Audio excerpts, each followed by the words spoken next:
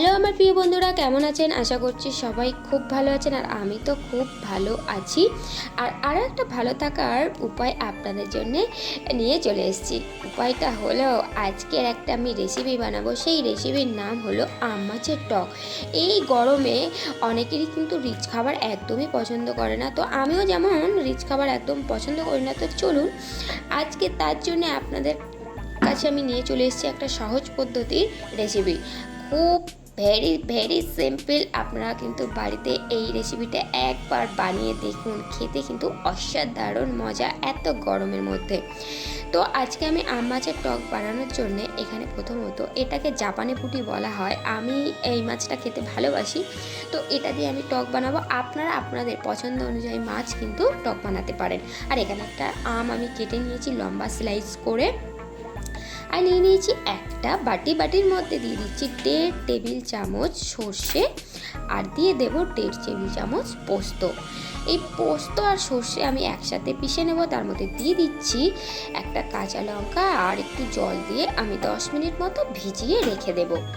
এবার এই মাছটার মধ্যে আমি দিয়ে দিচ্ছি লবণ আর হলুদ দিয়ে আমি মাছটা ভালো করে মাখিয়ে নেব। এদিকে একটা কড়াই বসিয়ে দিয়েছি, কড়াইটা কিন্তু গরম হয়ে গেছে। আর দিয়ে দিচ্ছি কিছুটা সর্ষের তেল দিয়ে আমি এর মধ্যে দিয়ে দেবো একটু লবণটা দিলাম এই কারণে যাতে করে মাছটা না লেগে যায় কড়ার গায়ে। তো মাছটাকে আমি একে একে দিয়ে দেব। মাছটা আমি খুব বেশি কড়া করে ভাজবো না, কারণ কড়া করে মাছটা ভাজলে কিন্তু খেতে একদমই ভালো লাগবে না। তো মোটামুটি মাছটা আমি ভেজে নেব, আপনারা আপনাদের মতো করে ভেজে নেবেন। কিন্তু একটা কথা আমি বলবো, এই মাছ কিন্তু বেশি কড়া করে ভাজলে টকটা খেতে অতটা ভালো লাগবে না, তবে খুব কাঁচা কাঁচাই কিন্তু থাকবে না। তো আমি এখানে উল্টে পাল্টে এরকম মোটামুটি করে মাছটা ভেজে নিয়েছি। আর এই দেখতেই পাচ্ছেন আমি এখানে মাছটা কেমন ভেজেছি, ঠিক এমনভাবেই ভাজলে কিন্তু বেশি ভালো হয়।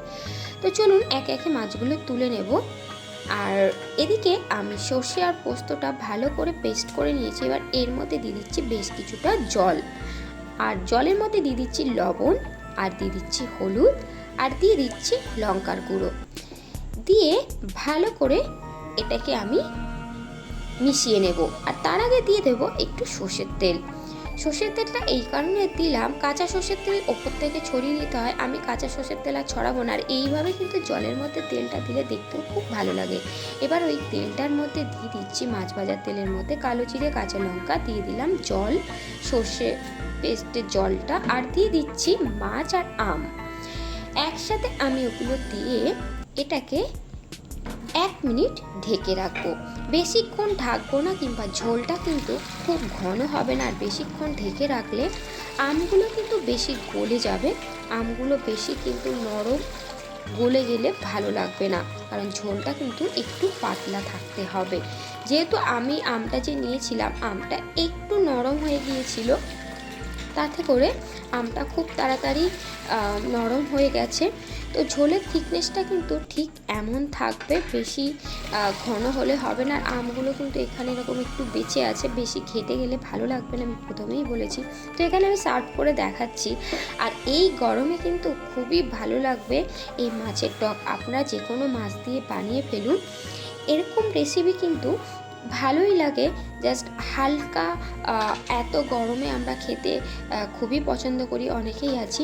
তো বন্ধুরা, আমার এই রেসিপিটা যদি আপনাদের ভালো লেগে তাহলে আমাকে একটা কমেন্ট করে জানাবেন যে আপনাদের এই রেসিপিটা কেমন লেগেছে। আশা করছি আপনাদের এই রেসিপিটা ভালো লেগেছে। টাটা বাই, ভালো থাকবেন সবাই।